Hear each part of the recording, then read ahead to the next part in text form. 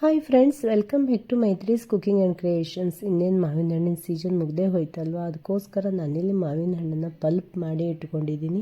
ನಮಗೆ ಬೇಕಾದಾಗ ice cream juice ಎಲ್ಲ ಮಾಡ್ಕೋಬೋದಲ್ವ, ಇದಕ್ಕೆ ಸ್ವಲ್ಪ ಸಕ್ಕರೆಯನ್ನು ಹಾಕಿ ಬಿಸಿ ಮಾಡಿ ಇಟ್ಕೊಂಡಿದ್ದೀನಿ. ಹಾಗೆ ಹಲಸಿನ ಹಣ್ಣಿನ ಸೀಸನ್ ಕೂಡ ಮುಗಿತಾ ಬಂತು. ಅದಕ್ಕೋಸ್ಕರ ನಾನು ಹಲಸಿನ ಹಣ್ಣಿನ ಪಲ್ಪನ್ನು ಕೂಡ ತೆಗೆದು ಅದಕ್ಕೂ ಕೂಡ ನಾನು ಸಕ್ಕರೆ ಬೆಲ್ಲವ ಏನನ್ನು ಹಾಕಿಲ್ಲ. ಯಾಕೆಂದರೆ ಐಸ್ ಕ್ರೀಮ್ ಮಾಡೋದಿದ್ದರೆ ಬೆಲ್ಲ ಹಾಕೋದು ಬೇಕಾಗಲ್ಲ ಅಂತ. ನಾವೇನಾದರೂ ಹಲಸಿನ ಹಣ್ಣಿನ ದೋಸೆ ಕಡುಬು ಎಲ್ಲ ಮಾಡಿದರೆ ಬೆಲ್ಲವನ್ನು ಹಾಕ್ತೀವಿ. ಅದಕ್ಕೋಸ್ಕರ ಇದನ್ನು ಏನು ಹಾಕದೇ ಪ್ಲೇನ್ ಆಗಿಯೂ ಕೂಡ ಒಂದು ಸ್ವಲ್ಪ ಹಲಸಿನ ಹಣ್ಣಿನ ಪಲ್ಪನ್ನು ನಾನು ಬಿಸಿ ಮಾಡಿ ಇಟ್ಕೊಂಡಿದ್ದೀನಿ. ಯಾಕೆಂದರೆ ಮೈಸೂರು ಪಾಕ ಮಾಡೋದಿದ್ರೂ ನನಗೆ ಬೇಕಾಗತ್ತೆ ಅಂತ.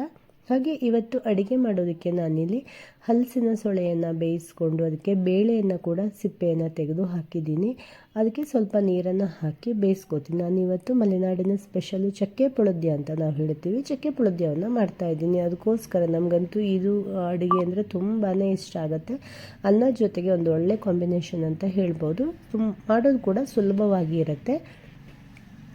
ಹಲಸಿನ ಸೊಳೆಯನ್ನು ಉಪ್ಪು ಬೆಲ್ಲ ಹಾಕಿ ನಾವು ಬೇಯಿಸ್ಕೊಂಡು ನಂತರ ನಾವು ಅದನ್ನು ರುಬ್ಬೋದು, ಏನೂ ಇರಲ್ಲ ಇದಕ್ಕೆ. ನಾನು ಇಲ್ಲಿ ಹಾಗೆಯೇ ಹೆಸರು ಬೇಳೆ ಮತ್ತು ನುಗ್ಗೆಸೊಪ್ಪನ್ನು ಹಾಕಿ ಪಲ್ಯವನ್ನು ಕೂಡ ಮಾಡ್ತಾಯಿದ್ದೀನಿ. ಹೆಸರು ಬೇಳೆಯನ್ನು ಒಗ್ಗರಣೆ ಹಾಕಿ ಬೇಯಿಸ್ಕೊಂಡೆ. ನಂತರ ನಾನಿಲ್ಲಿ ನುಗ್ಗೆಸೊಪ್ಪನ್ನು ಸಣ್ಣದಾಗಿ ಹೆಚ್ಚಿಕೊಂಡು ಇದ್ರ ಜೊತೆ ಮಿಕ್ಸ್ ಮಾಡ್ಕೋತಾ ಇದ್ದೀನಿ. ಇದು ಕೂಡ ತುಂಬ ಸುಲಭ. ಉಪ್ಪು ಹುಳಿ ಖಾರವನ್ನು ಎಲ್ಲವನ್ನು ಹಾಕಿದರೆ ಆಯಿತು, ಬೇಗ ನುಗ್ಗೆಸೊಪ್ಪು ಫ್ರೈ ಆಗುತ್ತೆ. ನಾನು ಅದಕ್ಕೆ ಈರುಳ್ಳಿಯನ್ನು ಸೇರಿಸಿಲ್ಲ. ಬೇಕು ಅಂದರೆ ಈರುಳ್ಳಿಯನ್ನು ಸೇರಿಸ್ಕೊಂಡು ಮಾಡ್ಕೋಬೋದು. ಯಾಕೆಂದರೆ ನುಗ್ಗೆಸೊಪ್ಪು ನಮ್ಮ ಆರೋಗ್ಯಕ್ಕೆ ತುಂಬಾ ಒಳ್ಳೆಯದಲ್ವ. ಹಾಲಿನಲ್ಲಿರೋದಕ್ಕಿಂತನೂ ಜಾಸ್ತಿ ಕ್ಯಾಲ್ಸಿಯಂ ಕೂಡ ಇರುತ್ತೆ ಅಂತ ಹೇಳ್ತಾರೆ. ಅದಕ್ಕೋಸ್ಕರ ಇದನ್ನು ಮಕ್ಕಳಿಗೆಲ್ಲ ಮಾಡಿಕೊಟ್ರು ತುಂಬ ಚೆನ್ನಾಗಿರುತ್ತೆ. ಪರೋಟವನ್ನು ಕೂಡ ಮಾಡ್ಬೋದು. ಇದೇ ವಿಧಾನದಲ್ಲಿ ಬೇಳೆಯನ್ನು ಹಾಕ್ಕೊಂಡು ನಾವು ಈ ಸೊಪ್ಪಿನ ಪಲ್ಯವನ್ನು ತಯಾರಿಸಿ ಇದಕ್ಕೇ ಸ್ವಲ್ಪ ಗೋಧಿ ಹಿಟ್ಟನ್ನು ಮಿಕ್ಸ್ ಮಾಡಿಕೊಂಡು ಚಪಾತಿ ತರಹನೂ ಕೂಡ ಮಾಡಿ ಮಕ್ಕಳಿಗೆಲ್ಲ ಬಾಕ್ಸಿಗೆ ಕಳಿಸ್ಕೊಡ್ಬೋದು. ನೋಡಿ, ನಾನಿಲ್ಲಿ ಇದಕ್ಕೆ ಖಾರಕ್ಕೆ ಸೂಜಿ ಮೆಣಸಿನ ಪೌಡರನ್ನು ಎಲ್ಲದಕ್ಕೂ ನಾನು ಜಾಸ್ತಿ ಯೂಸ್ ಮಾಡೋದು. ಉಪ್ಪು ಹುಳಿ ಖಾರ ಎಲ್ಲವನ್ನು ಹಾಕ್ಕೊಂಡು ಮಿಕ್ಸ್ ಮಾಡಿ ಕೊನೆಯಲ್ಲಿ ಸ್ವಲ್ಪ ಹಸಿ ತೆಂಗಿನಕಾಯಿ ತುರಿಯನ್ನು ಸೇರಿಸ್ಬಿಟ್ರೆ ನುಗ್ಗೆ ಸೊಪ್ಪಿನ ಪಲ್ಯ ಸುಲಭವಾಗಿ ತಯಾರಾಗುತ್ತೆ. ಇದು ಅನ್ನ ಜೊತೆಗೂ ಚೆನ್ನಾಗಿರುತ್ತೆ, ಚಪಾತಿ ರೊಟ್ಟಿ ಎಲ್ಲದರ ಜೊತೆಗೂ ಕೂಡ ಒಂದು ಒಳ್ಳೆ ಕಾಂಬಿನೇಷನ್ ಅಂತಲೇ ಹೇಳ್ಬೋದು. ನಾನಿಲ್ಲಿ ಹೆಸರು ಬೇಳೆಯನ್ನು ಸೇರಿಸಿದ್ದೀನಿ. ನೀವು ಯಾವುದೇ ಬೇಳೆಯನ್ನು ಕೂಡ ಸೇರಿಸ್ಕೊಂಡು ಈ ಪಲ್ಯವನ್ನು ರೆಡಿ ಮಾಡ್ಕೊಳ್ಬೋದು. ನೋಡಿ, ಎಷ್ಟು ಸುಲಭ ಅಲ್ವಾ. ಹಾಗೆ ನಾನಿಲ್ಲಿ ಹಲಸಿನಕಾಯಿ ಚಕ್ಕೆ ಪುಳೋದ್ಯ ಅಂತ ಹೇಳಿದೆ ಅಲ್ವಾ, ಅದಕ್ಕೆ ಒಂದು ಒಗ್ಗರಣೆಯನ್ನು ಮಾಡಬೇಕು. ಚೆನ್ನಾಗಿ ಒಂದು ಒಗ್ಗರಣೆಯನ್ನು ಮಾಡಿಬಿಟ್ರೆ ತುಂಬ ಚೆನ್ನಾಗಾಗುತ್ತೆ ಅದು. ನಾನು ಇದಕ್ಕೆ ಕೂಡ ಖಾರಕ್ಕೆ ಸೂಜಿ ಮೆಣಸಿನ ಪುಡಿಯನ್ನೇ ಹಾಕಿದ್ದೀನಿ. ಹಾಗೆ ಒಗ್ಗರಣೆಗೆ ಸಾಸಿವೆ ಜೀರಿಗೆಯನ್ನು ಹಾಕಿ ಅರಿಶಿಣವನ್ನು ಹಾಕಿದ್ದೀನಿ. ಬೆಳ್ಳುಳ್ಳಿ ಅಥವಾ ಇಂಗು ಯಾವುದನ್ನಾದರೂ ಸೇರಿಸ್ಬೋದು. ಸೇರಿಸಿ ಒಂದು ಒಗ್ಗರಣೆಯನ್ನು ಮಾಡಿದ್ರೆ ತುಂಬ ಚೆನ್ನಾಗಾಗುತ್ತೆ. ಇದು ಕೂಡ ಇವಾಗ ರೆಡಿ ಆಯಿತು. ಹಾಗೆ ಫ್ರೆಂಡ್ಸ್, ನೀವು ಚಾನಲನ್ನು ಇನ್ನೂ ತನಕ ಸಬ್ಸ್ಕ್ರೈಬ್ ಮಾಡ್ಕೊಂಡೇ ಇಲ್ಲ ಅಂತಂದರೆ ದಯವಿಟ್ಟು ಸಬ್ಸ್ಕ್ರೈಬ್ ಮಾಡ್ಕೊಳ್ಳಿ. ವಿಡಿಯೋ ಇಷ್ಟ ಆದರೆ ಲೈಕ್ ಶೇರ್ ಮಾಡೋದನ್ನು ಮರಿಬೇಡಿ. ಲಿಂಬು ರಸವನ್ನು ಕೊನೆಯಲ್ಲಿ ನಾನು ಹಾಕ್ತಾಯಿದ್ದೀನಿ. ಇದಕ್ಕೆ ಲಿಂಬು ರಸ ಇದ್ರೇ ಚೆನ್ನಾಗಾಗುತ್ತೆ. ಅದರ ಫ್ಲೇವರು ತುಂಬ ಚೆನ್ನಾಗಿ ಇದಕ್ಕೆ ಘಮವನ್ನು ಕೊಡುತ್ತೆ. ಹಾಗೆ ನಮ್ಮ ಮನೆಯಲ್ಲಿ ಯಾವಾಗಲೂ ಕೆಂಪಕ್ಕಿ ಅನ್ನವನ್ನು ನಾವು ಯೂಸ್ ಮಾಡೋದು ಜಾಸ್ತಿ. ಕೆಂಪಕ್ಕಿ ಅನ್ನವನ್ನೇ ಊಟ ಮಾಡ್ತೀವಿ. ಹಾಗೆ ನಾನಿಲ್ಲಿ ಬೆಳಗ್ಗೆ ತಿಂಡಿಗೆ ಅಂತ ಬಾಳೆಹಣ್ಣು ರೊಟ್ಟಿಯನ್ನು ಮಾಡ್ತಾಯಿದ್ದೀನಿ. ಬಾಳೆಹಣ್ಣು ರೊಟ್ಟಿ ಅಂತಂದರೆ ಬಾಳೆಹಣ್ಣ ಪಲ್ಪನ್ನು ನಾನು ಅದನ್ನು ಗೋಧಿ ಹಿಟ್ಟು ಅಥವಾ ಅಕ್ಕಿ ಹಿಟ್ಟು ಹಾಕಿ ಕಾಯಿಸ್ಕೊಂಡು ಮಾಡ್ತೀನಿ.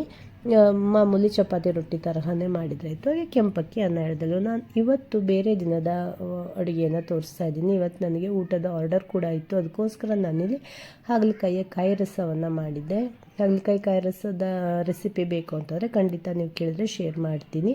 ಹಾಗೆ ಅಲಸಂದೆ ಕಾಳಿನ ಪಲ್ಯ ಮತ್ತು ಸತ್ಯನಾರಾಯಣ ಪೂಜೆಗೆಲ್ಲ ಮಾಡ್ತೀವಲ್ಲೋ ಪ್ರಸಾದ, ಆ ಥರ ಪ್ರಸಾದವನ್ನು ಕೂಡ ಕೇಳಿದರು. ಹಾಗೆ ಬೋಂಡ, ಅಂಬೊಡೆ ಇದೆಲ್ಲವನ್ನು ಕೂಡ ನನಗೆ ಕಳಿಸ್ಬೇಕಿತ್ತು. ಬೀನ್ಸ್ ಪಲ್ಯ ಇತ್ತು. ಇದು ನನಗೆ 2 ಆರ್ಡರಿಗೆ ಮಾಡೋದಿತ್ತು. ಅದಕ್ಕೋಸ್ಕರ 2 ಆರ್ಡರಿಂದು ಸೇರಿಸ್ಕೊಂಡು ಒಟ್ಟೊಟ್ಟಿಗೆ ಮಾಡ್ತಾಯಿದ್ದೀನಿ. ಇವಾಗ ನಾನೊಂದು ಚಿಕ್ಕ ಆರ್ಡರ್ ಅಂದರೆ 5 ಜನರಿಗಷ್ಟೇ ಕೇಳಿದರು. ಅವರಿಗೋಸ್ಕರ ನಾನು ಈ ತರಹ ನಾನು ಪ್ಯಾಕ್ ಮಾಡಿ ಕಳಿಸ್ತಾ ಇದ್ದೀನಿ. ಅವರಿಗೆ ಈ ಕರ್ಜಿಕಾಯಿ ಕೂಡ ಕೇಳಿದರು, ಅದನ್ನು ಕೂಡ ಮಾಡಿದ್ದೆ. ಹಾಗೆ ಮತ್ತೊಬ್ಬರಿಗೆ ಜಾಸ್ತಿ ಊಟದ ಆರ್ಡರ್ ಅವರಿಗೂ ಕೂಡ ಈ ಥರ ನಾನು ಕ್ಯಾರಿಯರ್ನಲ್ಲಿ ಹಾಕಿ ಪ್ಯಾಕ್ ಮಾಡ್ತಾಯಿದ್ದೀನಿ. ಕೋಸಂಬರಿ, ಬೀನ್ಸ್ ಪಲ್ಯ, ಹಾಗೆ ಪಲಾವಿಗೆ ಅಂತ ಮೊಸರು ಬಜ್ಜಿಯನ್ನು ಕೂಡ ಹಾಕ್ತಾಯಿದ್ದೀನಿ. ಈ ತರಹ ಎಲ್ಲ ಮಾಡಿ ಸಪ್ರೇಟಾಗಿ ಹಾಕಿ ಕ್ಯಾರಿಯರ್ನಲ್ಲಿ ಪ್ಯಾಕ್ ಮಾಡ್ತಾಯಿದ್ದೀನಿ. ಹಾಗೆ ಹಪ್ಪಳ ಮತ್ತು ಅಂಬೊಡೆಯನ್ನು ಕೂಡ ನಾನಿಲ್ಲಿ ಬಾಕ್ಸ್ನಲ್ಲಿ ಹಾಕಿದ್ದೀನಿ. ಹಾಗೆ ಇಲ್ಲಿ ಸ್ವೀಟಿಗೆ ಅವರು ಕಾಯಿ ಒಬ್ಬಟ್ಟನ್ನು ಕೂಡ ಹೇಳಿದರು. ಕಾಯಿ ಒಬ್ಬಟ್ಟು ನನಗೆ ಆಲ್ರೆಡಿ ಪ್ಯಾಕ್ ಮಾಡಿ ಆಗಿಬಿಟ್ಟಿತ್ತು, ಅದನ್ನು ವಿಡಿಯೋ ಮಾಡಿಕೊಂಡೇ ಇಲ್ಲ. ಹಾಗೆ ಮೊಸರನ್ನವನ್ನು ಕೂಡ ಹೇಳಿದರು, ಮತ್ತು ಪಲಾವ್. ಇವಿಷ್ಟನ್ನು ನಾನು ಮಾಡಿ ಒಟ್ಟೊಟ್ಟಿಗೆ ಎಲ್ಲವನ್ನು ಪ್ಯಾಕ್ ಮಾಡಿ ಕಳಿಸಿದೆ. ನೋಡಿ ಇವತ್ತು ನಮ್ಮ ಮನೆಯಲ್ಲಿ ಅದಕ್ಕೋಸ್ಕರ ಇಷ್ಟೊಂದೆಲ್ಲ ವೆರೈಟಿ ಆಗಿಬಿಡ್ತು. ಯಾಕೆಂದರೆ ಅವರಿಗೋಸ್ಕರ ಮಾಡಿರೋ ಅಡುಗೆನೇ ನಮಗೂ ಅದನ್ನೇ ಸ್ವಲ್ಪ ಸ್ವಲ್ಪ ಉಳಿದಿರುತ್ತಲ್ವ, ಅದನ್ನು ಸೇರಿಸ್ಕೊಂಡು ಊಟ ಮಾಡಿದರೆ ಎಷ್ಟೊಂದು ವೆರೈಟಿ ಆಗುತ್ತೆ ನೋಡಿ. ಒಂದೊಂದು ದಿನ ಈ ತರಹ ಇಷ್ಟೊಂದೆಲ್ಲ ವೆರೈಟಿನ ನಾವು ಕೂಡ ಟೇಸ್ಟ್ ಮಾಡೋದೇ ಆಗಿಬಿಡುತ್ತೆ. ಅದಕ್ಕೋಸ್ಕರ ತುಂಬ ವೆರೈಟಿ ಆಗಿಬಿಡುತ್ತೆ. ನಿಮಗೂ ಕೂಡ ಯಾರಿಗಾದರೂ ನನ್ನ ಹತ್ರ ಊಟದ ಆರ್ಡರ್ ಬೇಕು ಅಂತಿದ್ರೆ ಬೆಂಗಳೂರಿನಲ್ಲಿರೋರಿಗೆ ಮಾತ್ರ ನನಗೆ ಖಂಡಿತ ಕಾಂಟ್ಯಾಕ್ಟ್ ಮಾಡ್ಬೋದು. ನಾನು ಸೌತ್ ಇಂಡಿಯನ್, ನಾರ್ತ್ ಇಂಡಿಯನ್ ಎರಡೂ ಡಿಶನ್ನು ಪ್ರಿಪೇರ್ ಮಾಡಿ ಕೊಡ್ತೀನಿ. ಶುದ್ಧ ಶಾಕಾಹಾರಿ ಅಡುಗೆ ಮಾತ್ರ ನನ್ನ ಹತ್ರ ಸಿಗುತ್ತೆ. ಯಾರಿಗಾದರೂ ಚಿಕ್ಕ ಪುಟ್ಟ ಫಂಕ್ಷನ್ಗಳಿಗೆಲ್ಲ ಬೇಕು ಅಂದರೆ ಖಂಡಿತ ಮೈತ್ರೀಸ್ ಹೋಮ್ ಪ್ರಾಡಕ್ಟ್ನ ಕಾಂಟ್ಯಾಕ್ಟ್ ಮಾಡಿ. ಮಲೆನಾಡಿನ ಸ್ವಾದದ ರೀತಿಯಲ್ಲಿ ಇರುತ್ತೆ, ಅದಕ್ಕೋಸ್ಕರ ನನ್ನ ಪ್ರಾಡಕ್ಟ್ ಹೆಸರು ಮಲೆನಾಡು ಸ್ವಾದ. ಬಾಯ್ ಬಾಯ್.